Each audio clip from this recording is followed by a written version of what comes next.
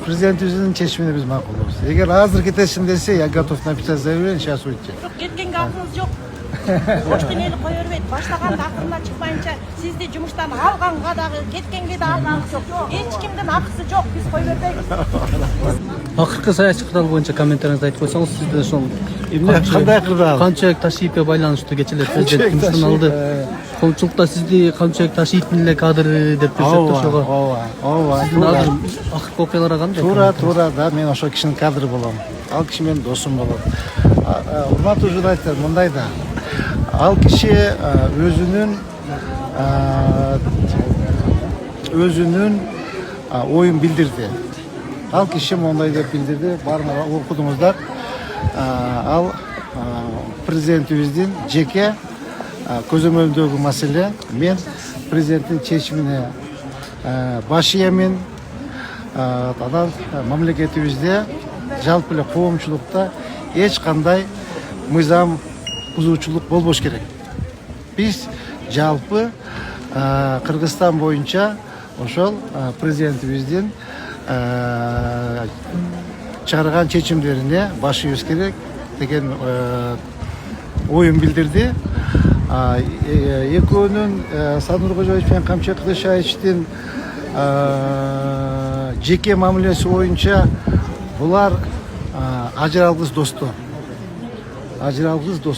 Булар нан тиштешип, кан тиштешип, Куран кармашып, шерттешип дос болушкан. Мен азыр ойлоп атам, мен деле билбейм, урматтуу журналисттер. Мен ойлоп атам, бул азыр мындай эле коомчулукта монтип эметип салдык да. Кудайга калса эртең Камчы Кылычбаевич келсе, кандай болот? Эми алар өздөрү жеке өздөрү сүйлөшөт. Мен лично оюмду айттым.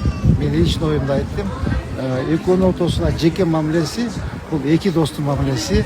Аны эч качан саясаттырбаш керек. Саясатка айландырбаш керек. Эми Кудайга шүгүр, заманыбызды, эли журтубуз заман. Акыркы мынакей урматтуу президентибиз Садыр Кожоевич, урматтуу генералыбыз Кыргыз эл баатыры Камчы Кылычбаевич бийликке келгенде бир топ өзгөрүүлөр болду. Канча жыл туруп калдык болчу. Эмне деген өзгөрүүлөр болду. Анын баарын моюнга алыш керек. Эми билбейм мен, өйдө төмөн болуп атат. Ал эми силер менен чогуу көрөбүз да кандай болот. Жеке оюмду мен сизге айттым. Ошол эле кезде өзүнүн Болдор бар да, сизге дагы. кадрларын тазалап атат дегендей кылып атат да сизге дагы. Билбейм, пока мага эметип элек. Иштеп атам го буюрса. Ташкенттин өзү менен сүйлөшүпсүз, ден соолугу кандай экен учурда? Ден соолугу жакшы экен. Ал жүрөгүндө 5 стенти бар да. 5 стенти бар, ошол бир стент жылып кетиптир.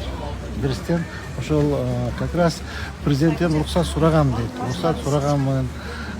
Ошол 15 күнгө Германияга барып, ошол стентти кайта ордуна койдуруп, бир 10-15 күн эме болуп мындай. Өздүк курам менен бир коштошо албай калды. Эң өкүнүчтүүсү ошол болду деп. Эми эки достун өздөрүнүн мамилеси да эми чакырып өздүк курам менен мен ойлойм сүйлөштүрсө керек, коштоштурса керек. Эми аягын өздөрү билет да, бизге караңгы. Биз Ош шаарында ондо дедиңер, биз оңдоп атабыз. Буюрса. Ташиев качан Кыргызстанга келишти? Ташиев мен билбейт экен. Буюрса келип калат. Сиз дагы ар кандай чечимдерге макул болосуз да эми? Вообще мен президентибиздин чечимине биз макулбуз. Эгер азыр кетесин десе, я готов написать заявление, сейчас уйти. Жоқ, кеткенге ақылыңыз жоқ. Оштың елі қоя бермейді. Баштаған ақырына шықпайынша, сізді жұмыштан алғанға дағы, кеткенге де алғаныңыз жоқ. Ешкімдің ақысы жоқ, біз қоя бермейміз. Баштаған ішті бітерсіңіз керек. Рахматчы. Рахматчы.